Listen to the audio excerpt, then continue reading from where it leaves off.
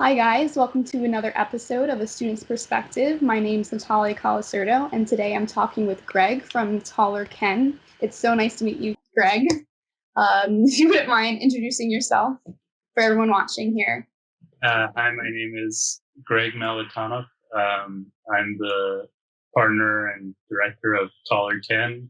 It's a firm founded in 2013 with Ines Guzman, my co-founder. Very nice. Before we get started and talking about the firm, would you mind, let's dig into your past and maybe about where you started off from school and what you were studying.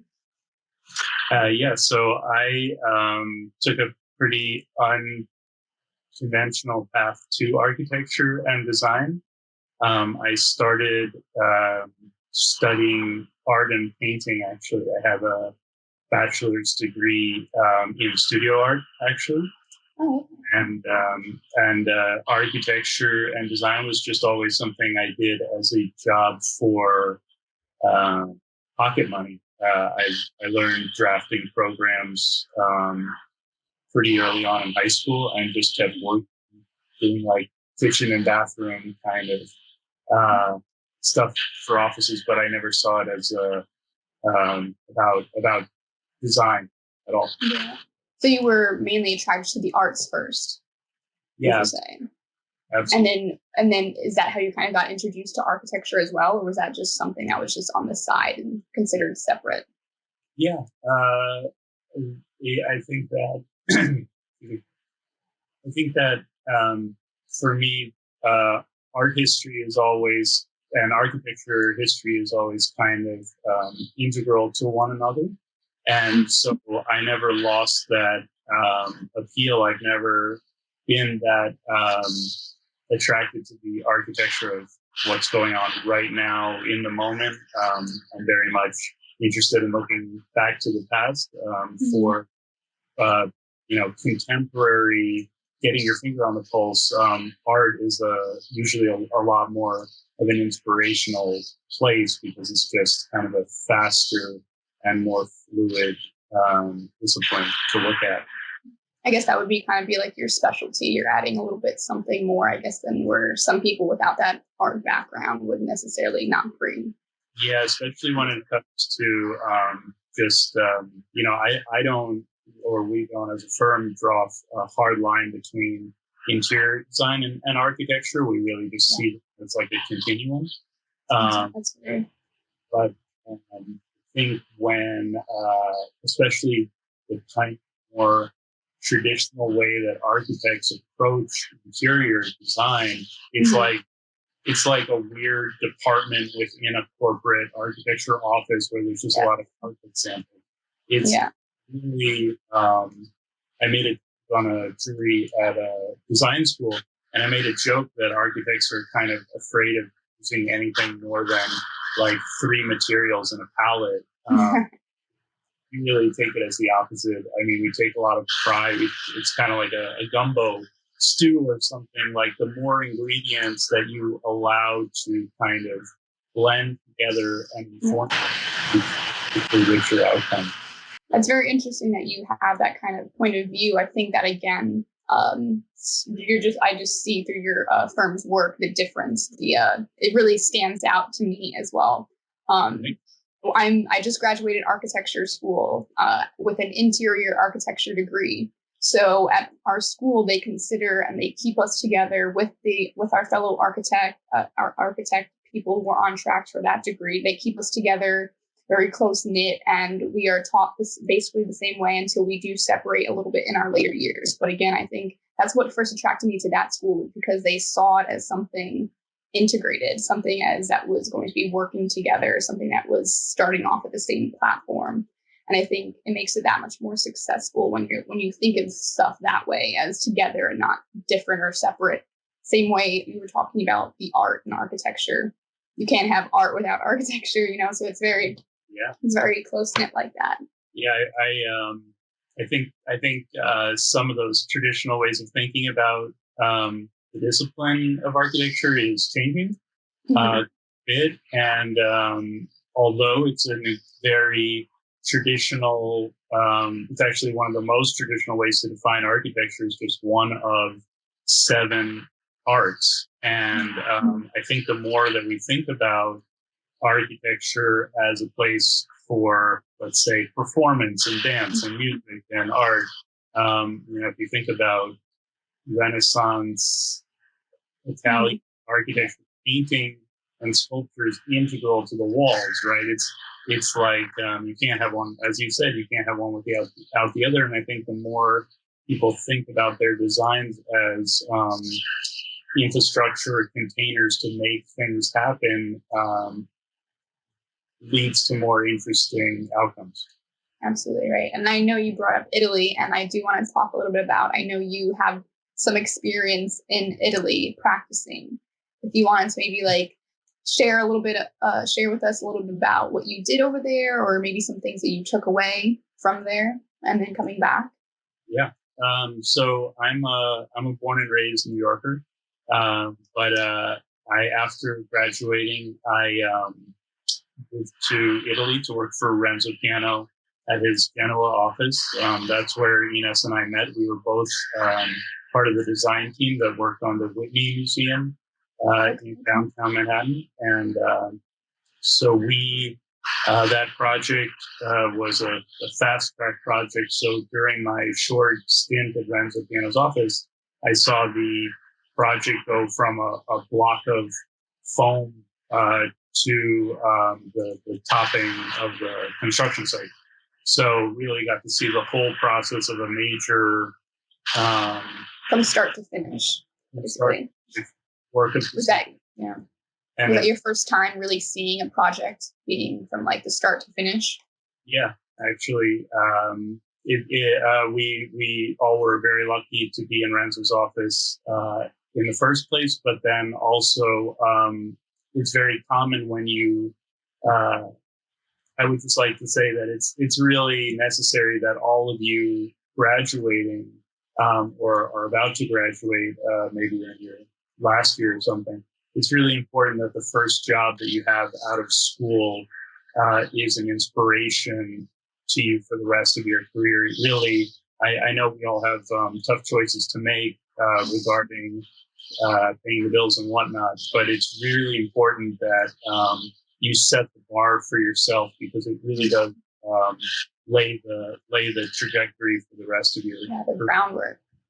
Lays the groundwork for the rest of your career, exactly. And for us, we just couldn't have had a better launch in that. Working in an amazing office, working on an amazing project, working on a project that got built, because it's very common that, this office is hiring because they just got a giant project in a faraway country, super exciting, they staff up, and sometimes the project doesn't always go forward according to your personal schedule. And that can be a challenge. It sometimes feel like you're kind of you get stuck. Yeah. And especially I think in our field specifically, it does take a while to really gain that experience, gain that comfort within an office that might be high paced.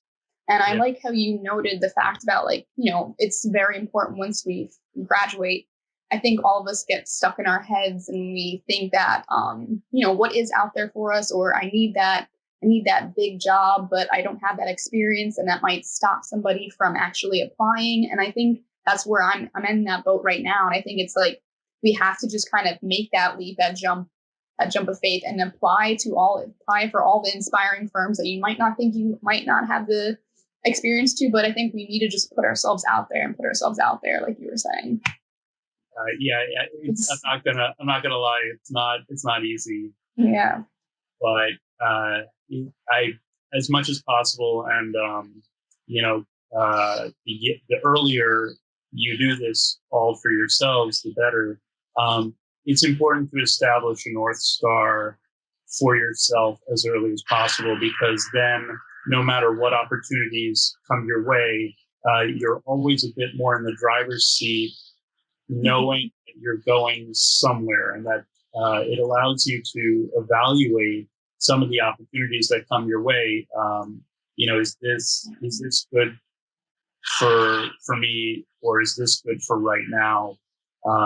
Is it good for the long term or the short term? And so that'll kind of have a little more control, even if the options aren't, your dream job. You're not going to get your dream job every time. First, yeah. But you can control where you end up, right? I think a lot of people tend to forget that within the midst of all that chaos that you're talking about, whether it's struggling hard hours, that's, it can be a bit touching. Right. But you're always going to be kind of, as a young person, especially, asked to carry the load in terms of hours and putting work. So you want to do that for a reason, especially as someone who owns their own firm can attest to that, We've all done it, and part of being in control is choosing a place, an environment that makes that feel like school. I know everybody puts in the hard hours at school, but it doesn't feel like drudgery, right? It's like self-motivated, and you want to find a work scenario that makes you feel like it's not a chore to be there, putting in hours that you're really passionate and giving your time. Yeah, absolutely right. I guess talking about your firm now, going into that, did your work in Italy inspire you to open up Taller Ken when you came back that same year? Was that something that it was at your turning point that you knew you wanted to start Taller Ken right away? Yeah. So I had at the time finishing at Renzo's, Ines had left a little bit ahead of me and had been working on some small project opportunities that she got from her home country in Guatemala. And so we had started collaborating on those in my last months in the office. And I really felt that I had kind of given all of my blood and sweat and tears to Renzo, but had more to say. And what I found, just a little bit about what I mentioned before, is that there was really no follow-up to that job in terms of a major museum project from scratch on the ground by an amazing architect in New York, in a central place like that. So the only thing to kind of top that experience was going to be to do it ourselves and get to do all those other things that, frankly, a big firm that has kind of major clients just can't experiment at that level. They're just on a whole other trajectory. So it allowed us to we were very naive starting like that, I have to say. And everyone. I don't know. I hope not. I would advise doing it slightly different now, knowing what I know. But at the same time, I think that where we're at now, it doesn't seem like there was another way to go about it except through learning by doing. And it's allowed us to figure out what we do well and what we can provide to our clients as kind of as a specific service, and what a good place to have the kind of youthful enthusiasm that we still have, which is this internship program that we developed, sort of as a way to make sure that we never lose that kind of youthful energy, even though I'm not useful anymore. But back to what I was saying before about finding a great work opportunity to set a template for you.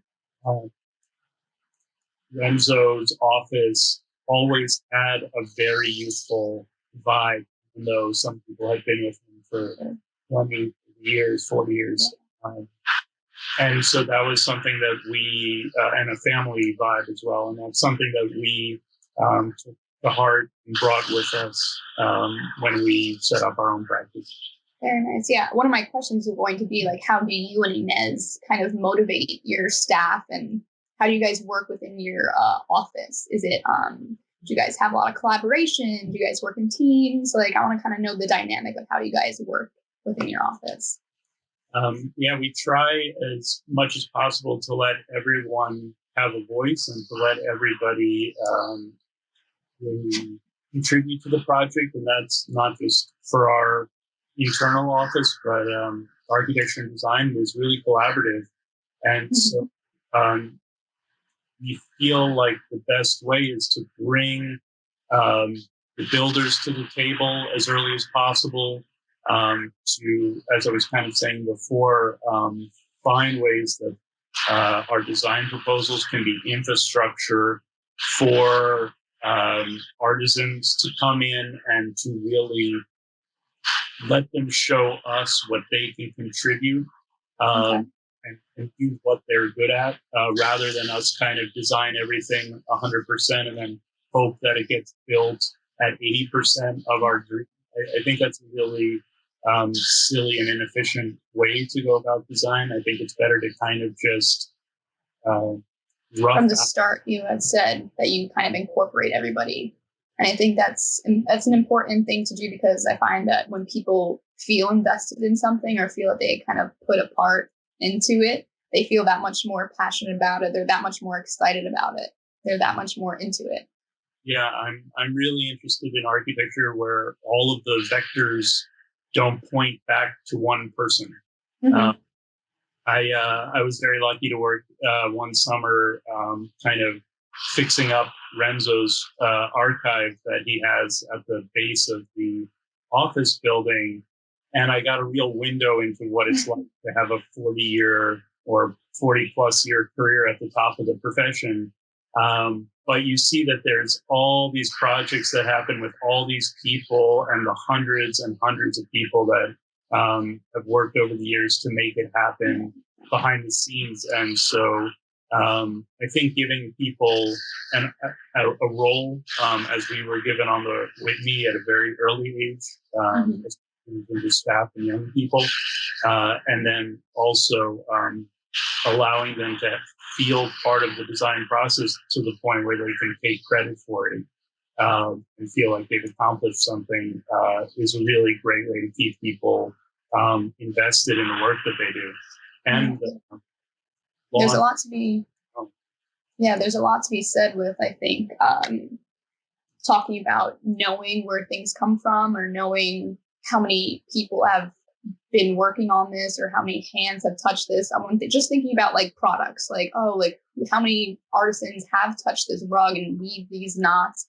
So this is something that always comes up with, I think, once we realize where things come from and how many people it takes to actually make it and come to life, we appreciate it that much more. So like now, knowing that you had, been a part of that Whitney museum design, I can look at that museum now and kind of appreciate it a little bit more. Like, wow, like, yeah. So it's just these little, these things that you pick up, I think, that help people. Yeah. And I have a lot of, I think, to what you're saying, it doesn't just end with us, right? As designers, I think I think that people in general are very interested in the world around them. The built environment affects everyone. We all have shared resources, shared space. And people don't really have a way to access architecture and design. It's just kind of a fancy thing. It's an expensive thing. It's about like furniture shows in Italy and coffee table books and magazines. We as a firm, we as a profession have a lot of trouble communicating to people who aren't clients, but we have a real trouble communicating to the public about what designers do and what the process is, and how, like you're saying, how many choices have been made along the way, or how many hands have touched the project. And I think that design that orients to that ability to educate is really exciting, because then that creates a feedback loop so that we as designers understand better what people need and want, and drive a discussion, not just about fancy rich people houses. Exactly. I think us as designers, we have like a kind of a social and cultural aspect to kind of uphold. We have to be in tune with our society. We have to kind of be in tune with the cultures that we're designing for or around. And I know that's something that at Taller Ken, you guys are very adamant about, especially with the range of work that you guys do, going from installations, products to like residential, commercial. Can you guys tell me about like, I guess like the kind of full scope? I know you guys do a bunch of different things. So if you guys want maybe to tell us a little bit about the different projects. Yeah, unfortunately, we believe that design and architecture touches all corners, and as a business model, it's awful. Let me tell you, like everything else, the more specialized you are, the more you can define what your product offering is, and the more you can market that product. That's why a lot of interior firms that do kitchen and bathrooms make a lot of money. So God bless. But that's not us. So we, as you said, we do it all. We've worked on, we've been very fortunate that in the few years that we've been working on our own, we've been lucky to do everything from an embassy design competition, multi-family, whole city block design, to very micro installations that are on the furniture scale or the scale of, textile art and those kind of things. As a way to kind of exercise a little more control and stability, we started our annual design build project, which is a nonprofit arm of our studio, Fundamental. And that allows us to really focus on tackling large-scale public space projects that are not client-driven. And so that allows us to stay as much as possible in the driver's seat, at least for one type of project, because even though we've done commercial retail stores, hospitality projects,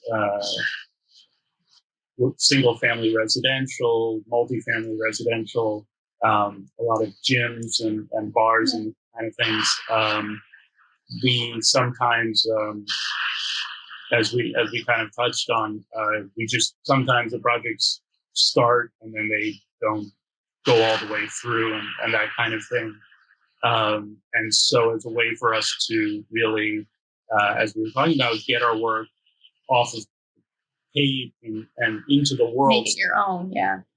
Yeah, so allow communities and public to kind of influence that's how we learn, right? So if our design only stays on paper and stays in our minds, we don't know if it was really successful or not, from a commercial level or from a public reception level. That's how you learn. I think when you're designing something specific, like a bar or a gym, you're kind of designing for a certain clientele. But when you're doing these public installations, I think this is like that chance to kind of get an even bigger outreach. I don't know if you guys have like gotten that feedback, and like how is that feedback different than the ones of those other projects? Yeah, it's very interesting. And again, I'm learning always too. But when you design a specific project for a specific client, it comes down to taste. What's your taste? I mean, clearly I like color and pattern. We love that kind of thing. And most design firms out there don't. They have there's like a kind of orthodoxy around minimalism and modernism and shiny black things with metal. It's all, it's just very. Yes, I know exactly. I'm in New York, right? So kind of style here that pervades that doesn't really necessarily click with other parts of the country or whatever. And I had a person when long answer to your question. Mm-hmm. But when I moved back to New York after living in Central America for a few years, I was presenting our portfolio of work to some potential clients, and they said, "Well, that looks good for Latin America, but I'm not sure if that's going to work here." And I thought that was really depressing because they were talking about color and texture and materials and using plants, bringing the outside in, things like that, which we really view as universal principles of design, but somehow they saw that as only separate and only for like the tropics or something. But I think, like, how do we know what works and what doesn't work if we don't actually like try it and try to implement it in? I think seeing, like, exactly when I was looking at your work, it reminded me a lot about Latin America, and I was so excited. It looks so vibrant, something that that you don't really see a lot of in New York City specifically. But it's very exciting when stuff like that actually is here and it's starting to bring it in. I think that's, again, you're inspiring other people now around NYC to kind of see the work that you're doing. And I think that just shows, again, how we're kind of teaching each other, showing each other. I think we all kind of learn from each other. So it's kind of a brave nod to you. But yeah, sometimes you get those rejections and it's like, why? Those frustrating moments. So with clients, you're usually kind of like a matched pair when it comes to taste. Either the client likes what you've done previously, or the client has sort of something in mind, and you're kind of bending yourself to match what the client already likes or had in mind for the project. And with our internship, it's really the potential of the idea, the potential of empowering young people to do public work for community engagement, activation of underutilized public space.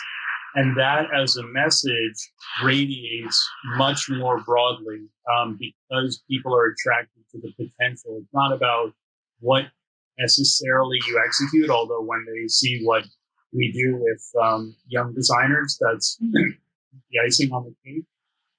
But it's really the idea of the program that people can get behind, rather than the responding to an individual project, which is the opposite case when we're working for specific clients in specific industries. We have clients that it's very common. People don't hire you to design a restaurant until you've designed a few restaurants. Like, it's a paradox, but people, you have to be seeing things from the client perspective. They're investing a lot in you. You hold all of their capital for the course of design, and so in order to build a level of trust with the client, you have to demonstrate your qualifications to be financially responsible with their project.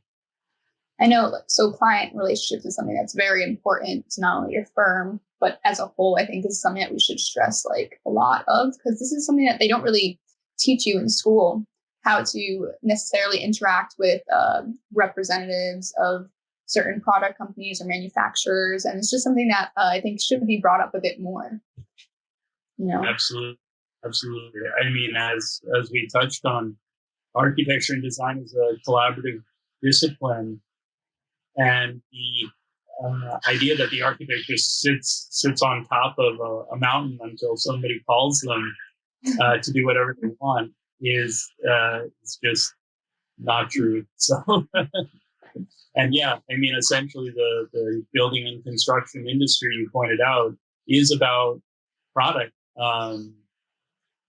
Selecting product. I feel a lot of people tend to forget. We're talking about we have to kind of switch our minds off to the different scales of things in order to really understand them and bring them together. Yeah, absolutely. It's very interesting what you're saying. I mean, you could be presenting your client or whoever a small cube of marble, saying, I like this one because it has a little bit of yellow in the vein or whatever. That marble is available from X number of showrooms, but it really comes from one quarry in Carrera where they've been quarrying it for like millennia. And that kind of level of the way that the materials we select have an impact, a broader impact, but also that our projects are essentially a kind of compilation of products that are for sale from all these different companies, and those companies have different levels of corporate responsibility and those kind of things. But my general impression from just being in the industry is that clients or people in general don't really know what's behind the paint. Whatever the finished surface sees is the building to them in some ways. We don't have like X-ray vision to see all of the time layers and stuff. And those layers all add up to something, Correct. And I think we're also learning from representatives and manufacturers as well. We're learning what their products do and how they're made and how they react to different environments. So I think it's a constant wheel that we're constantly learning from each other, and we can't forget that. And companies are a great resource for collaboration as well. So they don't necessarily have to just be seen as kind of a service provider or a material supplier. You can approach companies with ideas and try to work with them, and that's been the most rewarding thing about our internship is our internship gets all of its materials donated. Wow. We essentially provide just seed funding for the project because sometimes you just need a little cash to go buy a hammer or something like that in the heat of the moment. But we only work with, for the sort of big moves, we only work with donated or upcycling materials and that kind of thing. Fundamental gathers young international designers to improve public space.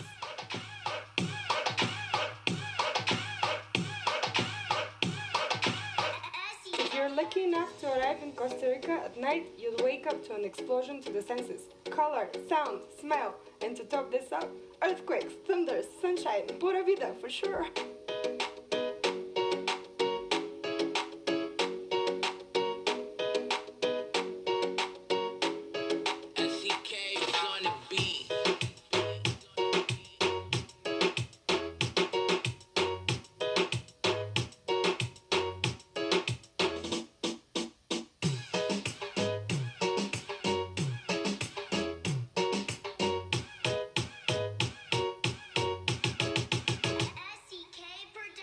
Cheryl.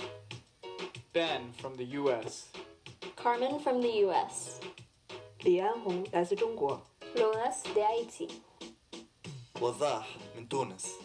Türkiye'den Serkan. Ricardo dall'Italia. Храбрина от България. Florence du Canada.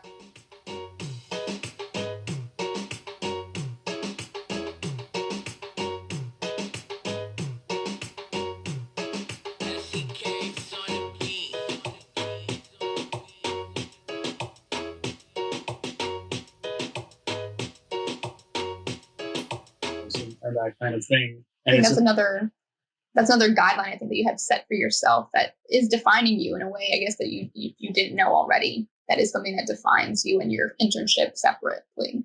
Right, because the projects we do, we try to achieve a certain scale because we believe if the projects aren't at a kind of public scale, there's too many kind of, little there used to be a term in the 70s called plop art. It was like when you have an empty little plaza, you just stick a sculpture there because there's nothing better to do, but it's not really talking to anybody. And it's usually like very unwelcoming and unfriendly in the name of art. But a lot of times these kind of little pavilion things still exist in the design community. And we believe in doing things that are at a scale that's big enough to really attract everybody, because once it's kind of big and bold and bright, it's like a firework, right? Yeah. It doesn't stay forever. It doesn't have to be perfect. But if it's at a certain scale, it's going to draw a broad swath of attention.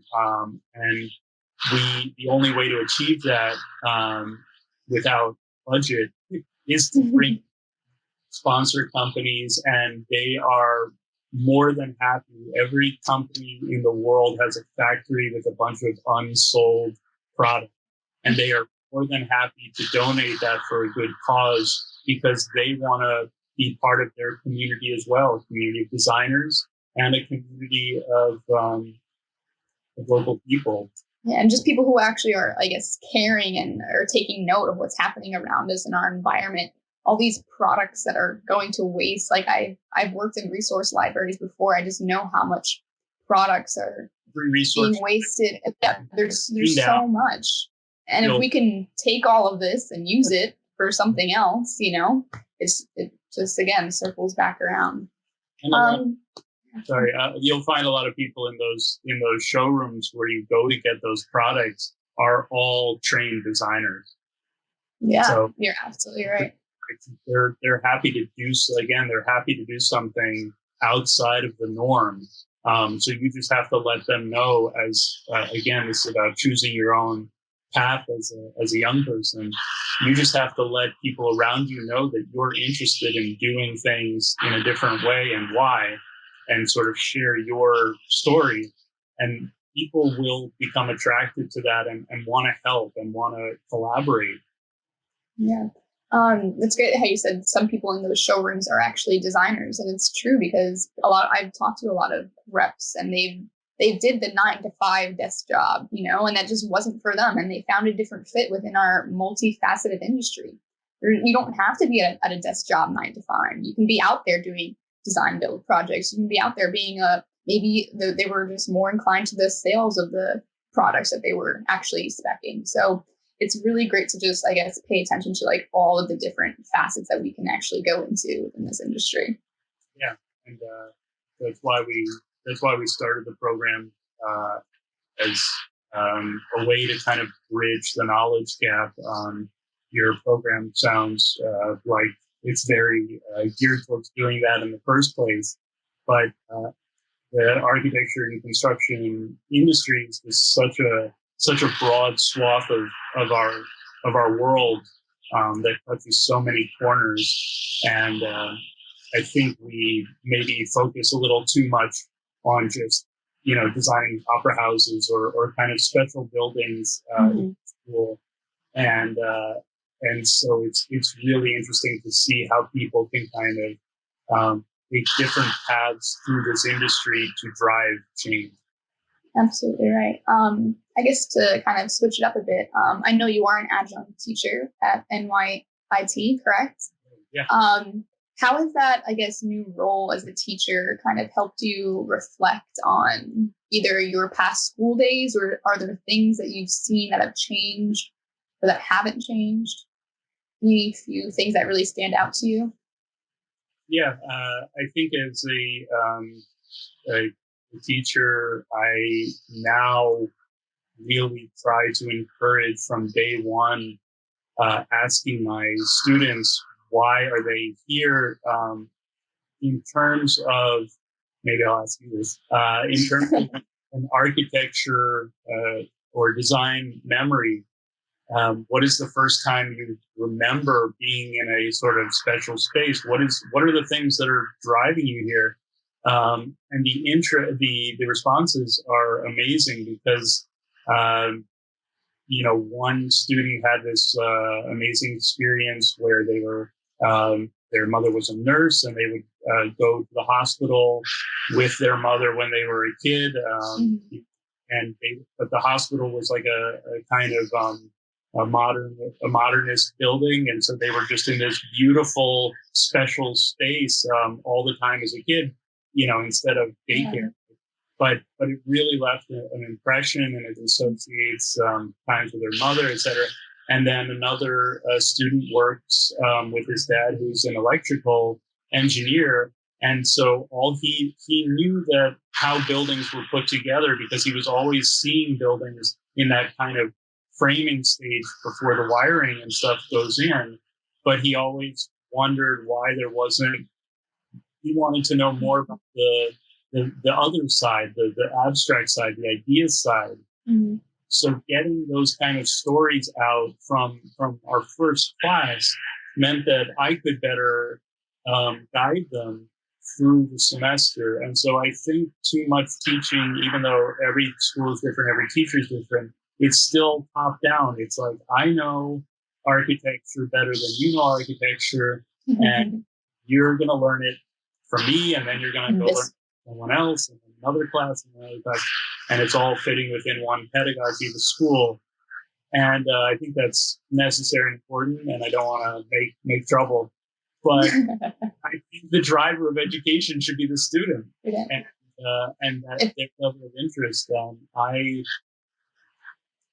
I've been doing this for more than 20 years now, and one of the reasons is because even though I had a deep connection with architecture very early on in my life, I did not find the reception to me studying it on my own terms every time I entered a different school. That's very different than how arts education is. It's sometimes you are stuck in classes where you're painting the fruit bowl or whatever, but everybody knows by now that art is not just the painting on the wall. It's many, many, many, many things. And the more sort of speculative it is, sometimes the more interesting and thought-provoking.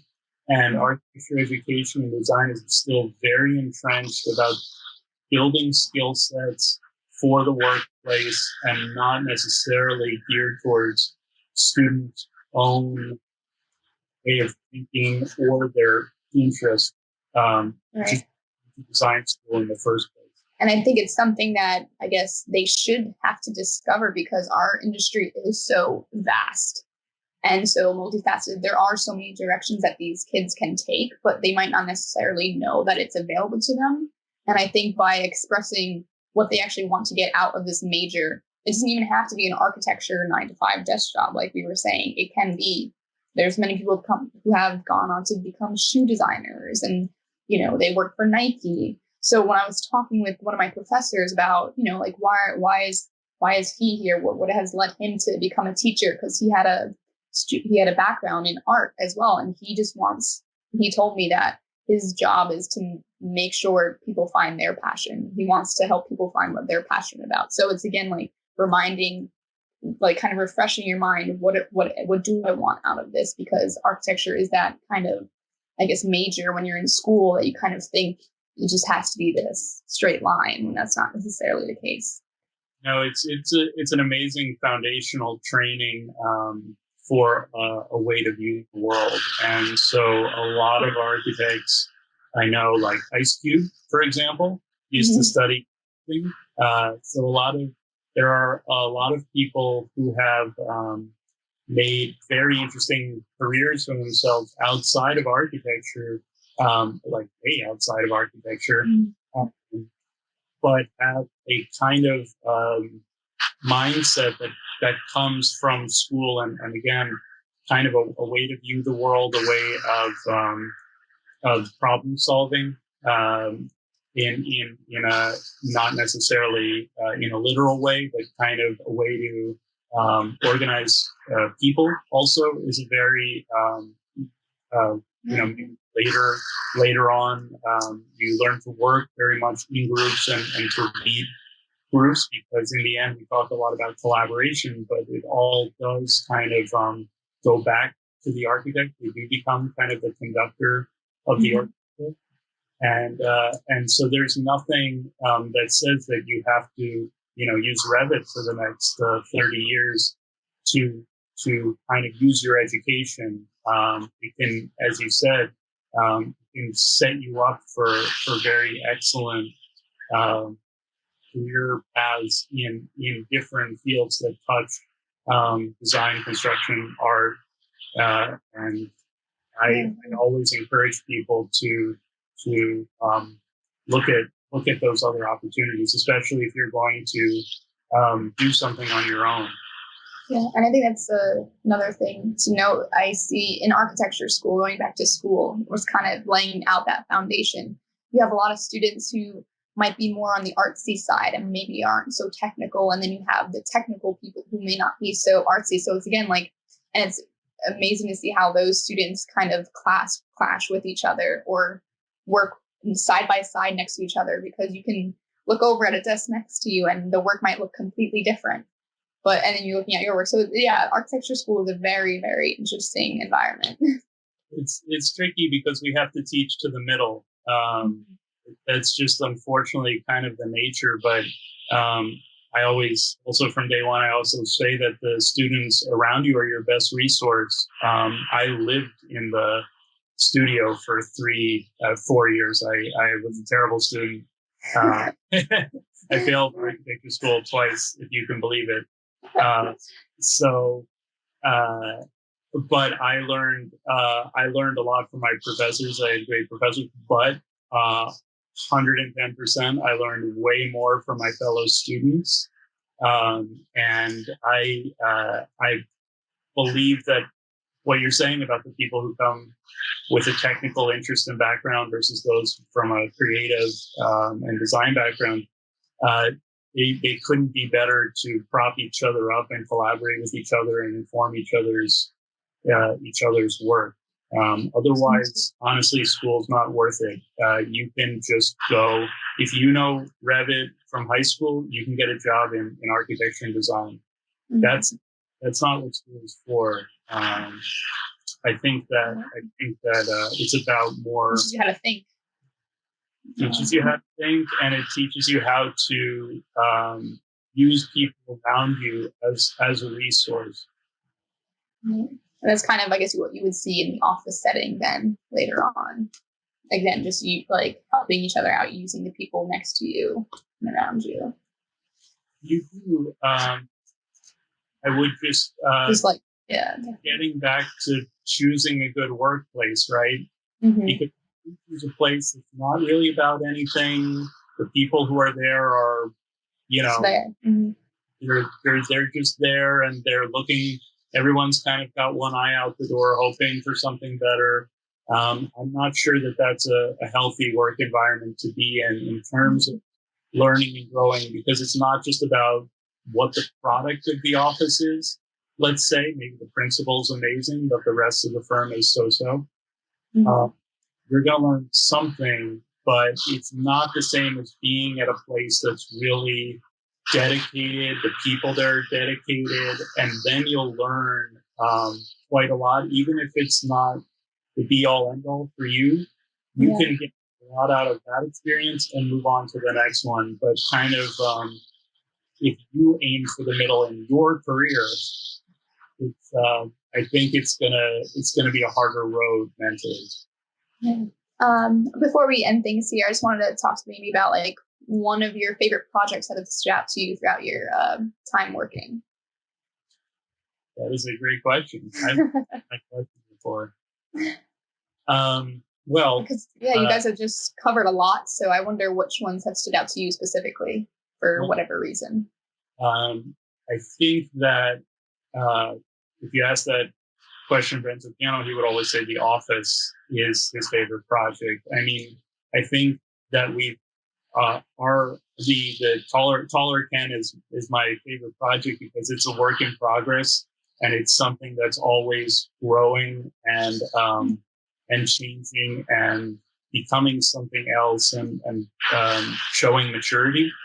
As a result, it kind of coming up with that in some sort of we invented fundamental, let's say, as a result of losing a competition where we had invested a ton of time and a ton of energy and a ton of resources, and out of frustration, I just thought if we had done this, we could have just built something, and that's sort of how the internship came about, and trying to help people and solve problems on our own. We're very proud of that program. Again, more than a project, Who knew such a successful program could have come from a failure? You know, I think that's important to note to people. If you imagine like a curve, right? The high point, anytime I win an award or a prize or get an article or recognition or something that makes me that most people work towards, I get very upset because it means that I've reached the high and what's next is going down. It's the moment where you get to the lowest points that are the best, because you are always going to be going up from there on. So any failure that you've had along the way in school or personal life is always a great opportunity to just hit pause and take a different path and do things different. And it's always going to be better than the path that brought you to that low point. That was really great. I think that was a great way to end things here. Yeah. Thank you so much, Greg. It's been a pleasure talking with you. If you can just let the people watching know where to reach you or Taller Ken, either Taller Ken's website or maybe even Instagram handle. So you can find more information about our studio at Taller Ken Studio or tallerken.info. You can also learn more about Fundamental at Fundamental Design Build or fundamentaldesignbuild.org. Thank you so much, Greg. This has been another episode of A Student's Perspective.